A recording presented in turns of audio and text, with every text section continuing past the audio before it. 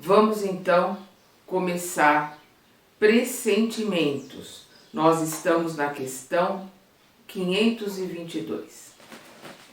O pressentimento é sempre uma advertência do espírito protetor? O pressentimento é o conselho íntimo e oculto de um espírito que quer o vosso bem. Ele está também na intuição da escolha que se fez. É a voz do instinto. E aqui nós estamos vendo que ele está colocando que é um conselho íntimo, né? É do pensamento e oculto. É o nosso mentor? Pode ser. Pressentimento pode ser o nosso mentor conversando conosco, nos aconselhando. E vem isso normalmente no desdobramento, né? Na emancipação da alma, desdobramento durante o sono. E pode também ser uma questão de intuição, aquilo que nós temos conosco, das escolhas que nós fizemos no nosso roteiro, na nossa vida espiritual. E aí nós temos, conosco essa bagagem do que nós escolhemos. Qual foi o gênero da prova que nós nos propusemos a fazer. E aí nós vamos lembrar a questão 258. Nós vamos ver aqui na 258, quando Kardec pergunta: então não é Deus que lhe impõe as tribulações da vida como castigo? Nada acontece sem a permissão de Deus, pois foi Ele quem estabeleceu todas as leis que regem o universo. Perguntar então por que Ele fez esta lei em vez daquela outra. Ao dar ao espírito a liberdade de escolha, nós escolhemos os tipos, os gêneros de prova. Ao dar ao espírito a liberdade de escolha, Deus lhe deixa toda a responsabilidade sobre seus atos e suas consequências, e nada lhe obstrui o futuro. O caminho do bem, assim como o do mal, está à sua disposição. Mas se sucumbir, resta-lhe um consolo, o de que nem tudo está acabado para ele, pois Deus, em sua bondade, permite que recomece o que foi mal feito. Além disso, é preciso distinguir o que é obra da vontade de Deus e o que é da vontade do homem. Se um perigo vos ameaça, não foste vós quem o criastes, mas Deus. Porém, tivestes o desejo de vos expor a esse perigo, pois vistes nele um meio de progresso. E Deus o permitiu. Nós precisamos lembrar e entender que a maior parte do nosso livre-arbítrio nós deixamos no plano espiritual. Quando nós escolhemos as nossas provas, quando nós escolhemos o gênero daquilo que nós vamos aprimorar, quando nós escolhemos quais são digamos assim, as necessidades através do conhecimento de vidas passadas, quais são as necessidades mais urgentes que eu preciso resolver. E aí eu vou aos poucos fazendo as minhas escolhas, usando o meu livre-arbítrio nessas escolhas para a minha nova encarnação. E aqui, com o esquecimento, eu vou seguir esse roteiro ou não, conforme o meu livre-arbítrio, a minha verdadeira vontade. É essa que é a questão. Então, quando ele diz aqui, o pressentimento é o conselho íntimo e oculto de um espírito que quer o vosso bem. Ele está falando do nosso mentor. E nós precisamos usar muito mais, conversar muito mais com o nosso mentor. Ele está também na intuição da escolha que se fez. Que se fez onde? No plano espiritual, quando nós montamos o nosso roteiro de aprendizado aqui. É a voz do instinto. É a voz que está lá dentro conosco, do que nós temos gravado conosco. O espírito, antes de encarnar, tem conhecimento das principais fases da sua existência, ou seja, o gênero de prova com as quais se compromete. Por que nós temos essa lembrança? Porque fomos nós que escolhemos, fomos nós que montamos, nós participamos de toda a estrutura do gênero de prova, daquilo que nós iríamos, digamos assim, precisar passar para aprender, para crescer, para melhorar. Não existe castigo, existe ensinamento, existe aprendizagem. Quando estas têm um caráter saliente, ou seja, né, quando essas provas têm um caráter saliente, um caráter marcante, ele conserva uma espécie de impressão em seu foro íntimo. E essa impressão, que é a voz do instinto, revela-se quando chega o momento, tornando-se pressentimento. Então, quando nós marcamos, quando nós escolhemos um gênero, nós sabemos que determinadas coisas serão provas, serão cruciais, determinadas situações pelas quais nós vamos passar. E aí, quando nós estamos chegando nessa situação, nós vamos ter dentro de nós essa lembrança da escolha que nós fizemos, a lembrança da necessidade de passar por essa prova, a lembrança de que nessa hora nós temos que nos manter atentos e analisar bem o que nós vamos escolher, porque ali vai estar o nosso livre-arbítrio, né? Nós vamos ter o livre-arbítrio de passar ou não por essas situações e principalmente como nós vamos passar por elas. Às vezes nós passamos por elas com revolta e não foi essa a colocação. A colocação foi passar por elas com aprendizado, com resiliência, para que crescêssemos, aprendêssemos as lições e não precisássemos mais passar por aquela situação. E aí veio o pressentimento, que vem a nossa própria voz interior, a nossa consciência, o nosso instinto, aquilo que nós gravamos dentro de nós. Quando nós estávamos no plano espiritual, nós colocamos, olha, em determinada idade da nossa vida, nós vamos passar por determinadas situações marcantes, para que a gente aprenda a lidar com a vaidade, para que a gente aprenda a lidar com o orgulho, para que a gente aprenda a lidar com o egoísmo. A escolha vai ser nossa. E é muito importante que nessa hora eu olhe para a situação como lição, como estudo a ser aprendido. Que eu tenha resiliência durante a situação. E aí vai vir aquele pressentimento, a minha própria consciência, a minha própria lembrança daquilo que eu me propus a fazer. E pode ser também uma conversa. Eu conversei na noite, durante o sono, eu conversei com o meu mentor. E ele colocou lá, lembra, Sandra? Lembra que você escolheu passar por isso? Você escolheu essa prova para ver a tua vaidade, para ver como você se vê diante do orgulho ferido ou da impossibilidade de realizar ou de fazer determinadas coisas.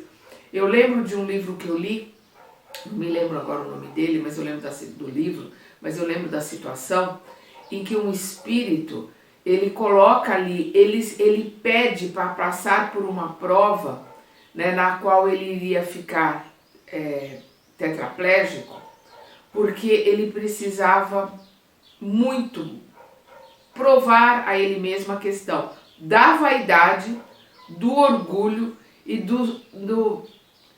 a obsessão que ele tinha em relação a comandar, em relação a programar as coisas, o orgulho que ele tinha em não querer precisar de ninguém, a prepotência de não precisar de ninguém. Ele pede, não é uma expiação, ele fica tetraplégico, porque ele pediu passar por isso para uma lição para a vaidade dele, para uma lição do orgulho e da prepotência dele aprender a ser auxiliado pelas pessoas à volta dele, desde a fralda, o sol, a comida que ele receberia. E existem as pessoas que passam por essa situação, sofrem um acidente, ficam paralíticas ou ficam tetraplégicas, ficam nessa condição de necessitar do outro, de necessitar da ajuda. E às vezes ele precisa passar por isso porque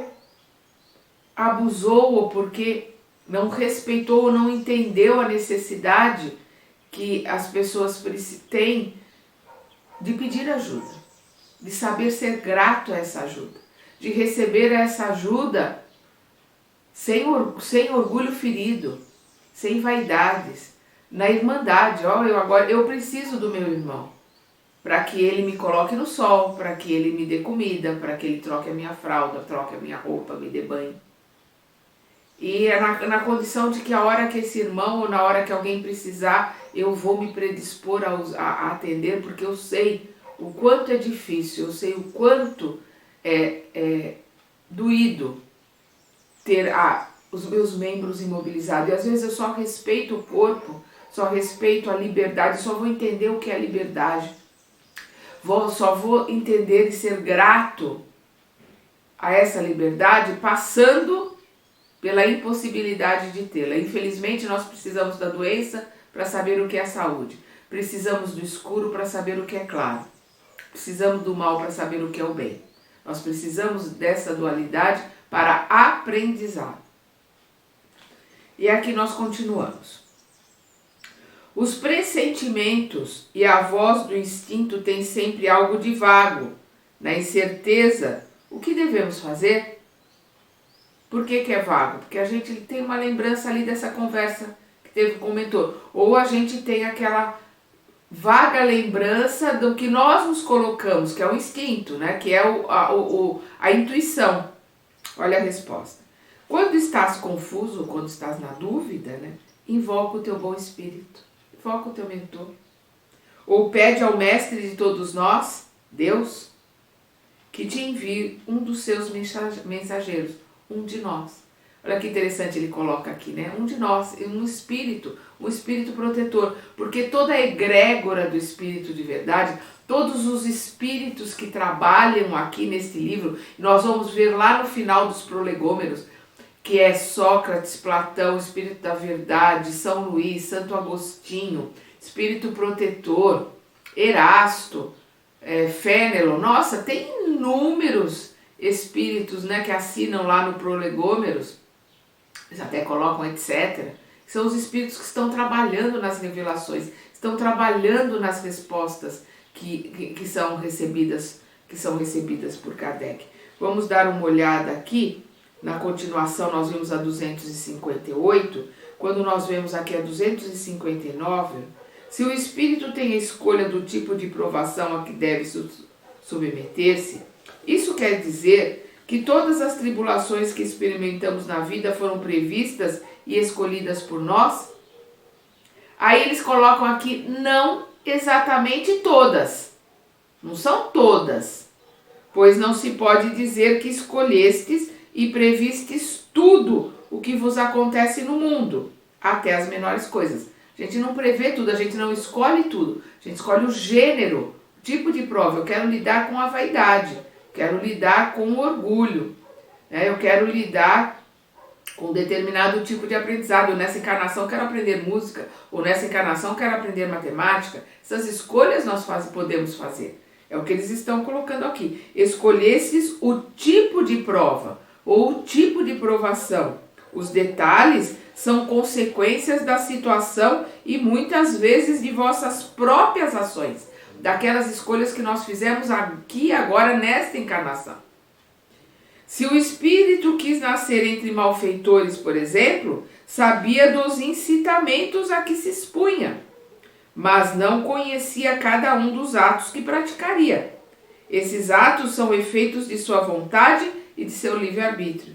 Ao escolher certo caminho, o espírito sabe que tipo de luta terá de enfrentar. Sabe, pois, a natureza das vicissitudes que irá encontrar, mas não sabe se será antes este que aquele outro acontecimento que o aguarda.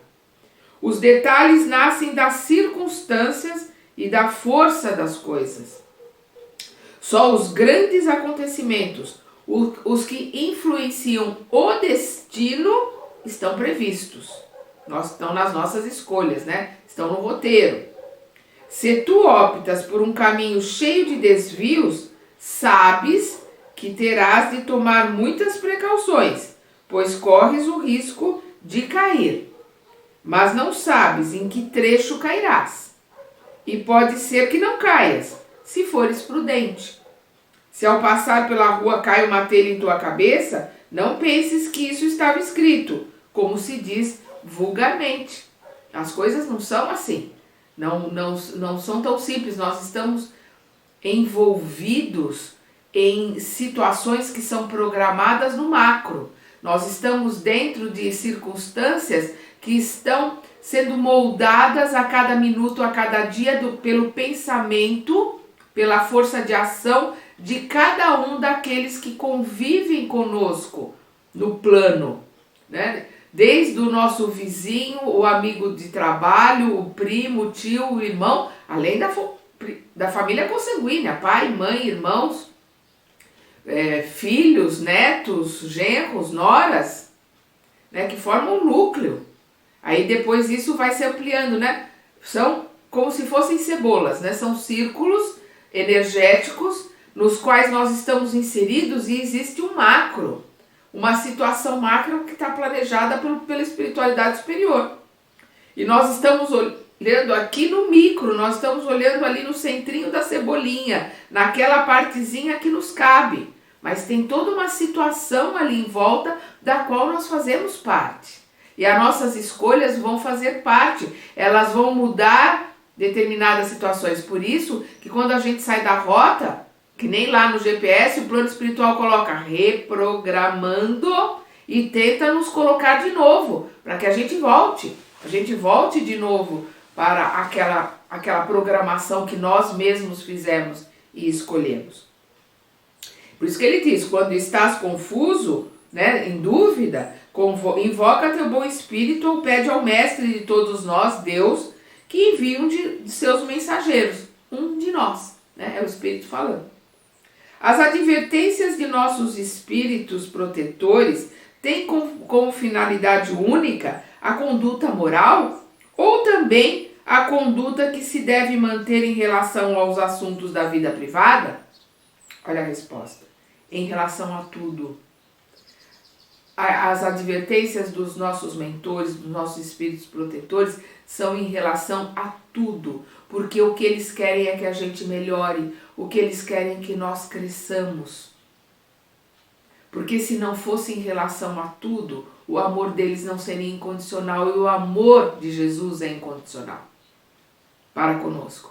Então é em relação a tudo, porque ele quer que a gente cresça em tudo. A gente saiba lidar com a vaidade, saiba lidar com o orgulho, saiba lidar com o preconceito, saiba lidar com o egoísmo, que a gente transforme tudo isso. Nós vamos ver lá o capítulo 121 do livro Pão Nosso, onde está se falando do lixo, do monturo, que, né, é uma passagem de Paulo em que ele diz não serve para o monturo, não serve para nada.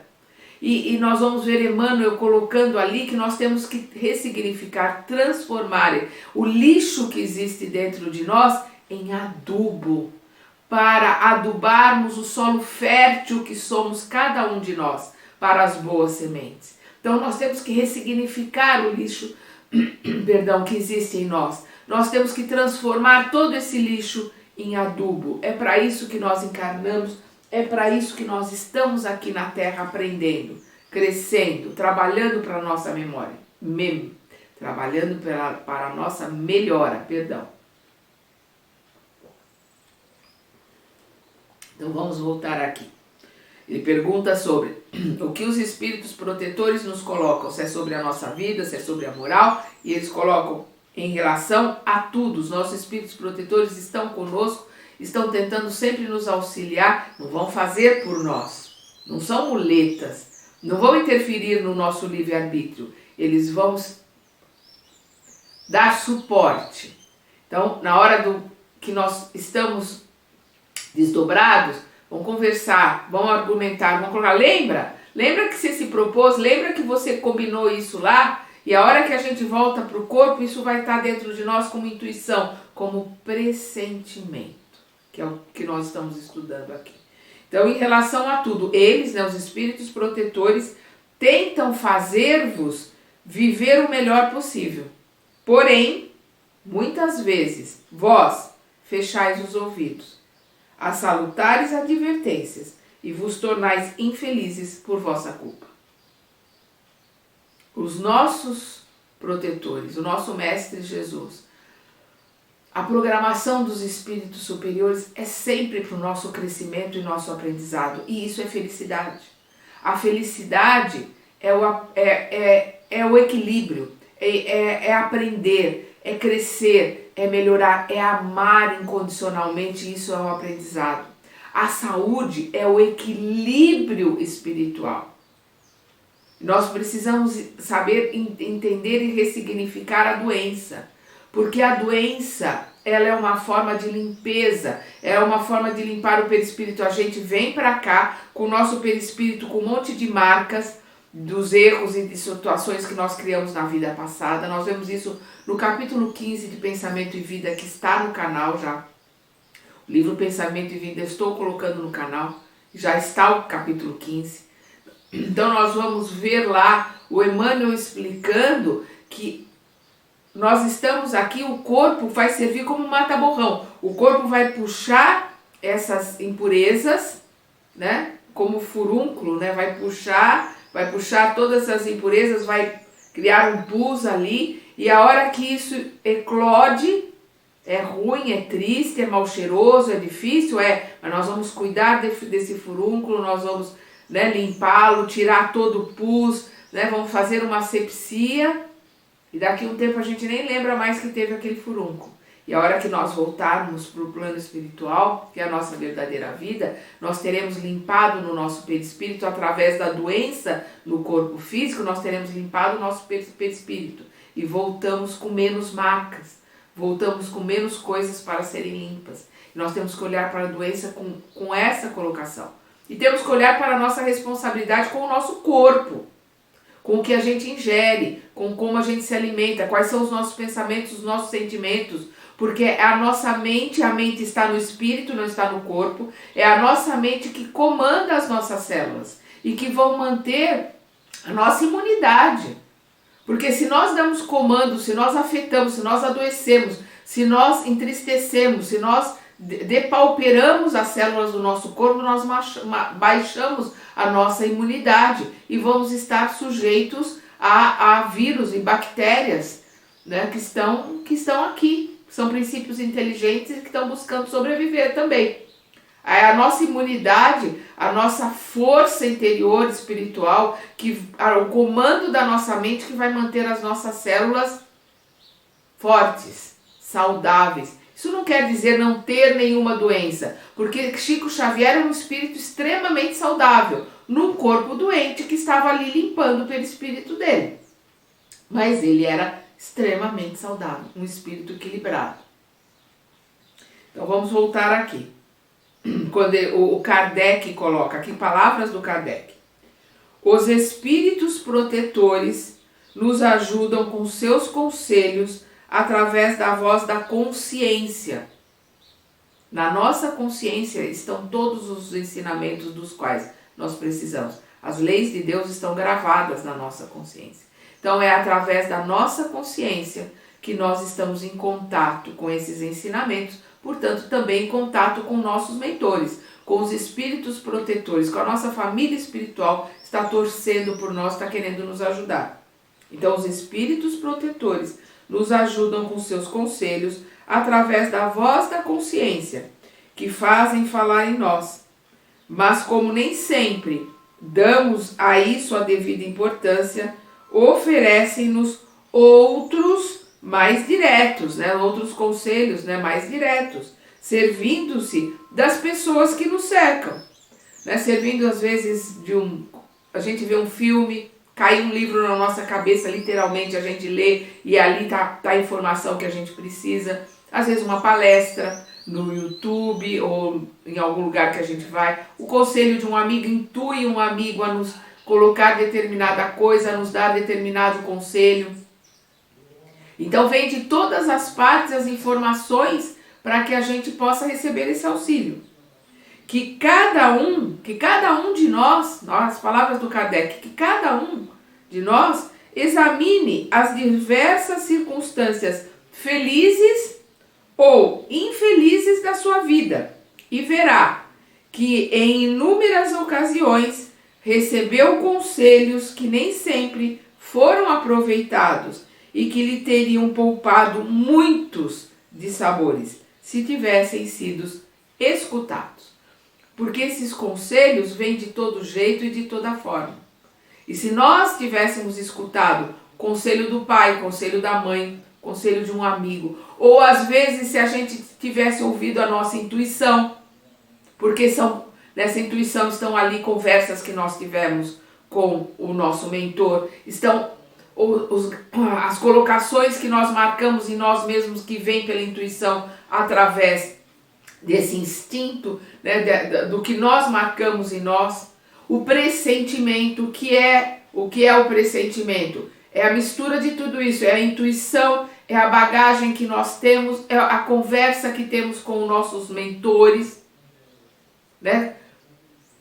A bagagem que nós trazemos dentro de nós de conversa que nós tivemos com os nossos mestres, dos livros que nós lemos, das conversas com os nossos pais ou com aqueles entes queridos, com aquelas pessoas que nós temos em vida, que são nossos mentores, foram professores nossos, pai, mãe, tio, avô, avó, pessoas que nos servem de exemplo. Então são nossos mentores também.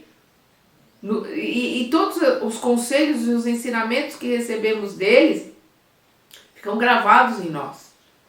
Então eu li, quando eu era muito nova, num livro, acerca da necessidade de se buscar o melhor de nós, de se fazer sempre o melhor possível. Se eu vou fazer alguma coisa, eu vou fazer o melhor que eu posso. Eu vou dar o melhor de mim. E eu procurei passar isso para os meus filhos. E meu filho mais velho, principalmente, ele sempre repete isso. Quando ele vai fazer alguma coisa, ele fala: mãe, eu lembro de você falando comigo. E isso é importante, que a gente possa ser bons conselheiros para aquelas pessoas que a gente ama. E a gente lembrar dos bons conselhos que recebemos das pessoas que nos amam. Se nós vamos fazer alguma coisa, vamos fazer bem feito. Vamos nos dedicar ao máximo. Pode não ter, não ficou tão bom. Tudo bem, não ficou tão bom, mas eu tenho a consciência tranquila de que eu fiz o melhor que eu pude. Aí eu vou lá e vou refazer. Vou tentar fazer melhor. Nós vamos ver no livro Obreiros da Vida Eterna que o André Luiz, ele é solicitado a colocar num quadro gramas e florezinhas. Ele tem que jardinar um quadro onde vai vir um espírito extremamente elevado, vai se mostrar através desse quadro, porque ele não tem como descer num campo que é mais denso para ele, como é o caso do nosso lar, mas ele vai se projetar nesse quadro. Então eles vão montar esse quadro para que esse espírito possa dar uma palestra para eles. Um se incumbiu do riacho, outro se incumbiu da cascata, outro se incumbiu do céu, e eles incumbiram a ele da grama. E a hora que ele faz ali a primeira vez, ele olha e fala: nossa, não ficou bom, tá feio. Aí ele pediu ajuda ali, se concentrou e lembrou do jardim da mãe dele. Quando ele era criança, aquele jardim da mãe dele que ele achava tão lindo. E aí ele foi lá e refez. Procurou reproduzir aquele jardim, aquelas gramas, aquelas florzinhas, aquelas coisas que tinham naquele jardim. E aí sim, ele olhou para o que ele fez e ficou contente. Talvez outro irmão, talvez outro espírito tivesse feito ali uma grama, um jardinzinho melhor, ou mais bonito. Mas ele estava ali contente com o que ele fez, porque ele estava com a consciência tranquila. Ele fez o melhor que ele pôde. E é assim que nós temos que estar, que nós temos que caminhar, que nós estamos fazendo o melhor que nós podemos. Nós estamos nos dedicando ao máximo, nos esforçando ao máximo para realizarmos o melhor de nós. E é assim que nós temos que entender o pressentimento. O pressentimento são coisas que vêm de nós, são conversas, conselhos que vêm do nosso mentor. E aí nós precisamos analisar se este pressentimento é isto, é um conselho. Se este pressentimento veio do nosso mentor, ou se nós estamos pura e simplesmente trazendo como pressentimento um medo, ou um receio que é nosso. E isso não serve para nada, porque medo e receio, eles vêm dos nossos irmãozinhos instigantes. Vamos lembrar a música do Gilberto Gil: nós temos que afastar os medos, nós temos que afastar os receios, nós temos que afrouxar a gravata, desatar os nós dos sapatos, nós temos que nos desligar do mundo, nós temos que nos pôr nus para podermos falar com Deus. E nós temos que procurar falar com Deus sempre. através das nossas orações, no mínimo 2 vezes por dia. No mínimo dos mínimos. Porque se nós nos mantemos no nosso vigiar e orar, nós vamos orar muitas vezes no dia. Vamos procurar falar com Deus muitas vezes no dia. E para isso nós temos que ir no nosso âmago, né? Como Jesus coloca, fechar a porta do seu quarto. Fechar a porta do seu quarto é se desligar do mundo, né? É como o Gilberto Gil coloca na música, né? Tapar os ouvidos, calar a voz. Nós temos que nos desligar do mundo, nos centrarmos dentro de nós e buscarmos no nosso íntimo, conversarmos com Deus, nosso Pai, porque Deus está em cada centelha, de cada átomo que compõe cada parte do nosso corpo, cada parte deste planeta, do ar que nós respiramos, da comida que nós nos alimentamos. Está em cada partícula do nosso perispírito, em cada partícula de nós, porque nós somos espírito. E nós, espírito, cada partícula do nosso corpo espiritual, ali naquela partícula está a presença de Deus. Então nós temos que nos fecharmos em nós, verdadeiramente conversarmos com Deus, para que possamos cada vez mais podermos entender, conversar com o nosso mentor, cada vez mais ter a nossa intuição aflorada, ter os pressentimentos, né, que é a nossa intuição, que é a conversa com o nosso mentor, mais nítidos, mais claros em nós, para que possamos realizar o melhor de nós nessa trajetória, que é o aqui e agora neste planeta, que é esta encarnação, é a nossa trajetória para nos melhorarmos, para aprendermos, para crescermos, para tirarmos de nós o que temos de melhor e para ressignificarmos as coisas que não são boas em nós, para pegarmos o lixo que existir em nós e ressignificarmos, transformarmos em adubo, para podermos adubar a terra fértil que existe em cada um de nós, onde Deus coloca as melhores sementes, através dos seus prepostos, através dos nossos mentores, através daqueles que nos guiam, através daqueles que nos esclarecem e nos auxiliam o tempo todo na nossa vida. No nosso próximo estudo, nós vamos ver a influência dos espíritos nos acontecimentos da vida. Nós terminamos aqui na questão 524, vamos começar no nosso próximo estudo a questão 525. Até lá!